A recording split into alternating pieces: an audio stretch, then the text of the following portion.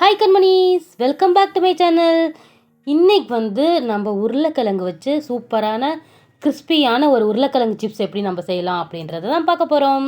First நம்மக்கிட்ட இருக்க உருளைக்கிழங்கு எடுத்து தண்ணியில் போட்டு வச்சுக்கலாம்.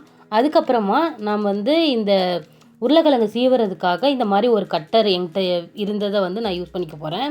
இதை வச்சு நான் எப்படி உருளைக்கிழங்கு சீவுறேன் அப்படின்றத உங்களுக்கு காமிக்கிறேன்.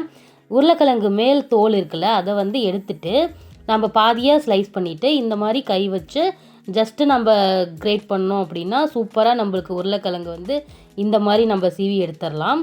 அப்புறமா சீவி எடுத்த அந்த உருளைக்கிழங்கை 2-3 டைம் நம்ம நல்லா தண்ணியில் போட்டு கழுவி தனித்தனியாக கையில் வச்சு நம்ம நல்லா வாஷ் பண்ணி எடுத்துக்கலாம். ஏன்னா நிறைய மண் இருக்கும், அதனால் 2-3 டைம்ஸ் நல்லா கழுவி நம்ம எடுத்துக்கலாம். அப்புறமா எடுத்த உருளைக்கிழங்கு நம்ம வீட்டில் இருக்கிற ஒயிட் கலர் கிளாத் ஏதாவது எடுத்து அது மேலே ஒவ்வொரு பீஸாக நம்ம இந்த மாதிரி காய வைக்கிற மாதிரி ஒன்று தனித்தனியாக நம்ம போட்டு எடுத்துக்கலாம்.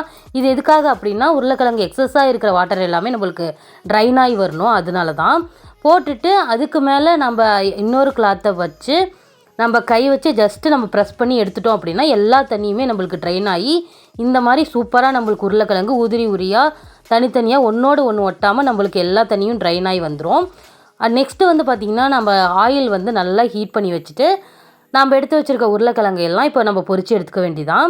பாருங்கள், நல்லா இந்த அளவுக்கு ஆயில் ஹீட்டாக இருந்துச்சு அப்படின்னா தான் உருளைக்கிழங்கு நல்லா கிறிஸ்பியாக வரும். இந்த மாதிரி நம்ம போட்டுட்டு நல்லா கைவிடாமல் நம்ம கலரிக்கிட்டே இருக்கணும். இந்த அளவுக்கு பாருங்கள், அந்த பபுள்ஸ் எல்லாமே நம்மளுக்கு குறைஞ்சதுக்கப்புறமா தான் நம்ம இந்த சிப்ஸை நம்ம ஆயிலேருந்து எடுக்கணும். பாருங்கள், நான் எடுத்து வச்சுருந்த எல்லா உருளைக்கிழங்குமே பொரித்து நான் எடுத்துக்கிட்டேன். உண்மையாகவே சொல்லணுன்னா செம்ம சூப்பராக கிறிஸ்பியாக எனக்கு உருளைக்கிழங்கு சிப்ஸ் கிடச்சிச்சு. பாருங்கள், நம்மளுக்கு உடைக்கும் போதே பார்த்திங்கன்னா மொறுமொறுப்பு தன்மையோடு இருந்தது.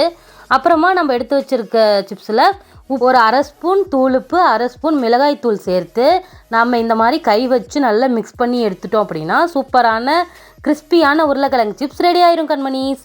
கண்டிப்பாக நான் சொன்ன இந்த மெத்தட் யூஸ் பண்ணி நீங்கள் உருளைக்கிழங்கு சிப்ஸ் செஞ்சு பார்த்துட்டு எப்படி இருந்தது அப்படின்னு மறக்காமல் கமெண்ட்டில் சொல்லுங்கள். இந்த வீடியோ உங்களுக்கு பிடிச்சிருந்தா மறக்காமல் லைக் பண்ணி ஷேர் பண்ணி கமெண்ட் பண்ணுங்கள் கண்மணிஸ். பாய்.